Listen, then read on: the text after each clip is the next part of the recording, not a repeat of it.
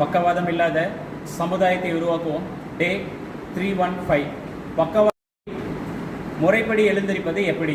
So ஒரு stroke வந்ததுக்கப்புறம் நிறைய பேர் நல்லா நடக்கணும் அப்படிங்கிறது பார்த்தீங்கன்னா ஃபஸ்ட்டு நல்ல நேரம் உட்காரணும், அதுக்கப்புறம் நல்லா எழுந்திரிக்கணும், அதுக்கப்புறம் நடக்கணும். இந்த எழுந்திரிக்கிறதுல வந்து பார்த்தீங்கன்னா நிறைய பேர் மிஸ்டேக் பண்ணுறாங்க.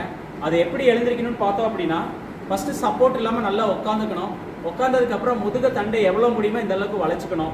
இந்த கால் வந்து பார்த்தீங்கன்னா இப்படி நேராக இருந்தால் 90 டிகிரி, இந்த 90 டிகிரிக்கு மேலே மடித்து உடம்ப நல்லா முன்னாடி குனிஞ்சு இந்த 2 கண்ணும் 2 கால் கட்டவரல் பார்க்குற அளவுக்கு வந்துட்டு இந்த மாதிரி எழுந்திரிச்சா எழுந்திரிக்க முடியும். இந்த மாதிரி எழுந்திரிக்க முடியல அப்படின்னா திருப்பி இதை ரிப்பீட் பண்ணி இதை கரெக்டாக பண்ணிவிட்டு அதுக்கப்புறம் வாக்கிங் போனோம் அப்படின்னா வாக்கிங் வர்றது கரெக்டாக வரும். இந்த எழுந்திரிக்கிறதுல மிஸ்டேக் வச்சுட்டு நம்ம நடக்கிறதுக்கு போனோம் அப்படின்னா அதுக்கப்புறம் போகிற அத்தனை ஸ்டெப்லையும் சின்ன மிஸ்டேக்காக கண்டினியூ ஆகிட்டே இருக்கும். நடக்கிறதுக்கு நல்லா வரணும் அப்படின்னா ஃபஸ்ட்டு ப்ராப்பராக நல்லபடியாக வெயிட் போட்டு நல்லா எழுந்திரிச்சு பழகணும். அதுக்கப்புறம் நடக்கிறதுக்கு போனோம் அப்படின்னா நல்லபடியாக வந்துடும். தேங்க்யூ.